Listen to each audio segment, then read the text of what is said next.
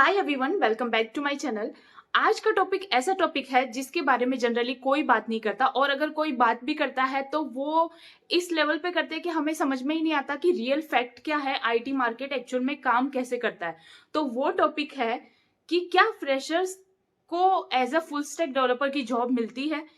हम जनरली सारे रिसोर्सेज हम यूट्यूब पे देखते हैं या अपनी कॉलेज में सुनते हैं। हमें ये तो पता है कि फुल स्टैक की डिमांड सबसे ज्यादा हाई होती है और उनका पैकेज भी अच्छा होता है। इसलिए मतलब फुल स्टैक डेवलपर का हाइप है वो मार्केट में हमेशा ही बना रहता है, और हमें वो चीजें अट्रैक्ट करती हैं। फिर हम भी सोचते हैं कि हम भी as a full stack developer ही अपना करियर स्टार्ट करें आईटी के अंदर। तो सबसे पहले हम बात करते हैं कि फुल स्टैक डेवलपमेंट का जो हाइप है वो आया कहाँ से। अभी हमें पता है कि मार्केट में बहुत सारे ऐसे कोर्स सेलर है जो, हमें ये मैं नाम नहीं लूंगी, लेकिन बहुत सारे ऐसे हमें कोर्सेज मिल जाएंगे जो मतलब लाखों में होते हैं, और वो लोग ये गारंटी करते हैं कि आप हमारा कोर्स एक बार परचेज कर लो और मतलब आप 3 महीने 6 महीने के अंदर हम आपको 100% प्लेसमेंट गारंटी देते हैं, वो भी फुल स्टैक डेवलपर की। और उसमें आपको वो ये भी बताते हैं कि आपकी सैलरी है वो लैक्स में होगी, लाइक 30 लाख 45 लाख 50 लाख से आपका पैकेज शुरू होगा।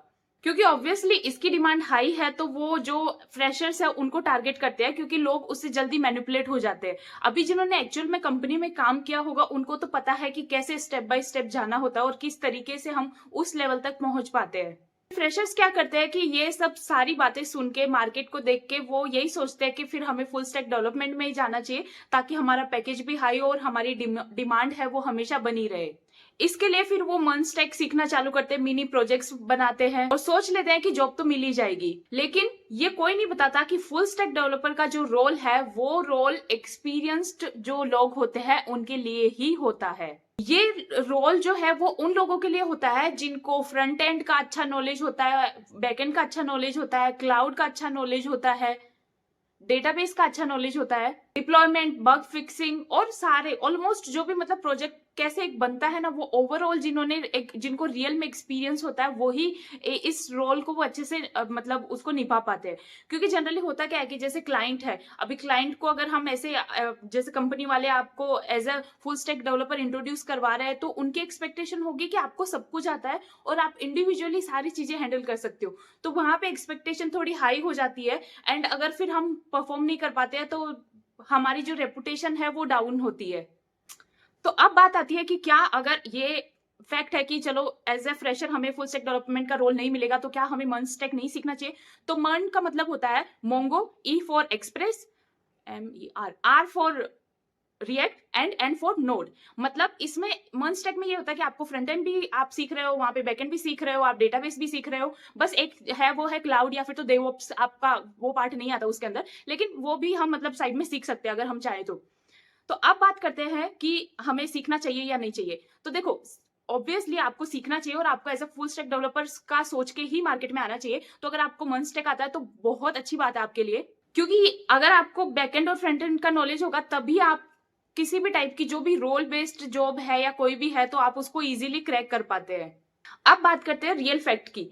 हर फ्रेशर फुल स्टैक डेवलपर नहीं बनता। जी हाँ, आपको ये शायद सुनकर थोड़ा बुरा लगेगा, बट दिस इज रियलिटी की मतलब ऑलमोस्ट आपको सिर्फ 1% ही फ्रेशर आपको फुल स्टैक डेवलपर देखने को मिलेंगे, जो कि बहुत ही एक्स्ट्रा लेवल के डेवलपर होते हैं। वो उन्होंने शुरू से ही जो कॉलेज से ही उनकी कोडिंग लेवल इतना हाई होता है और उन्होंने बैक एंड फ्रंट एंड में बहुत अच्छा काम किया होता है।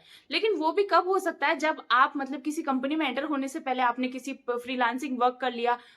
मतलब ऐसा नहीं है कि सिर्फ आपको कंपनी में जाना है, एक्चुअल जो मीनिंग है वो ये है कि आपको काम करना आना चाहिए, रियल वर्ल्ड का एक्सपीरियंस होना चाहिए कि एक्चुअल में प्रोजेक्ट्स जो बनते हैं वो कैसे बनते हैं। तो अब आपके मन में सवाल आएगा कि अगर सिर्फ 1% लोग ही फुल स्टैक डेवलपर बनते हैं तो फिर जो बाकी के लोग हैं 99% जो डीएसए भी करते हैं, क्योंकि हम खुद ही ऐसे, हम जो क्रिएटर्स होते हैं हम खुद ही बोलते हैं कि आप डीएसए करो, आप प्रोजेक्ट्स बनाओ, आप बैकएंड भी सीखो, आप जो फ्रंट एंड है वो भी सीखो। वो हम किस लिए बोलते हैं, ताकि आपको अपना इंटरेस्ट पता चल सके कि आप फ्रंट एंड करो तो आपको पता चले कि आपका इंटरेस्ट फ्रंट एंड में है, आप बैक एंड करो एक्सप्लोर तो आपको पता चले कि आप बैक एंड में अच्छा कर सकते हो।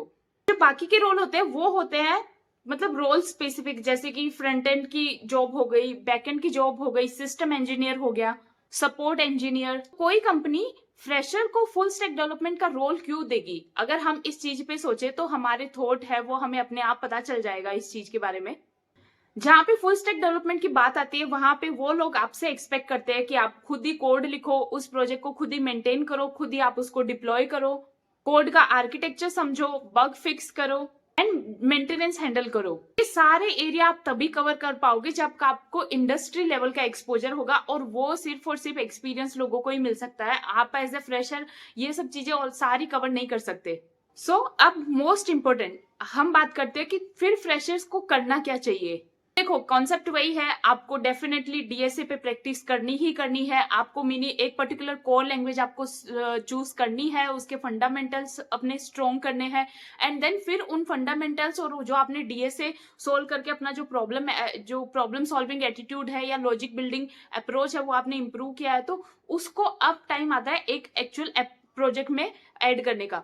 तो आप मिनी प्रोजेक्ट्स बनाओ। मिनी प्रोजेक्ट का मतलब ये नहीं है कि चलो आपने कुछ भी हल्का फुल्का प्रोजेक्ट बना के रख दिया, नहीं, उसमें CRUD ऑपरेशंस होने चाहिए, उसमें डेटाबेस के साथ में इंटरेक्शन होना चाहिए, उसमें सिक्योरिटी लेवल हैंडल होना चाहिए, ऑथेंटिकेशन कैसे होता है, ऑथराइजेशन कैसे होता है, एक्सेप्शन वगैरह कैसे मैनेज करते हैं।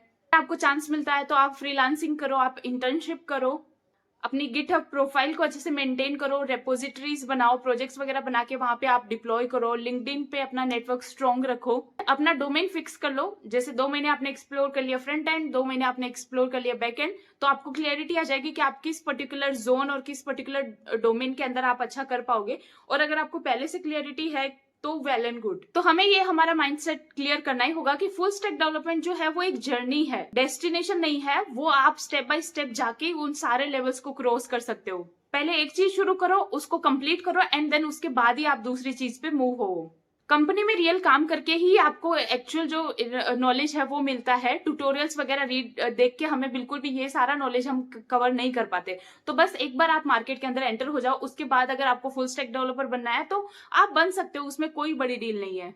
भले आप फ्रंट एंड डेवलपर ज्वाइन किए हो, भले आप बैक एंड डेवलपर ज्वाइन किए हो। हमने देखा कि फुल स्टैक डेवलपर्स का इतना हाइप क्यों है, क्या फ्रेशर्स को as a full stack development की जॉब मिल सकती है। एंड देखो, कंपनीज को भी फायदा होता है। फुल स्टैक डेवलपर अगर कोई है तो वो जो काम वो एक पर्सन कर सकता है वो 2 लोगों को क्यों पे करेंगे। अगर वो 2 लोगों को पे करने की जगह जो एक को जितना पे कर रहे थे उसमें अगर वो 10% 20% उनको थोड़ा और एक्स्ट्रा पे कर रहे हैं, तो वो उस डेवलपर के लिए भी अच्छा है और कंपनी के लिए भी अच्छा है, क्योंकि दोनों के लिए विन विन सिचुएशन है। इसीलिए इसकी मतलब डिमांड हाई है।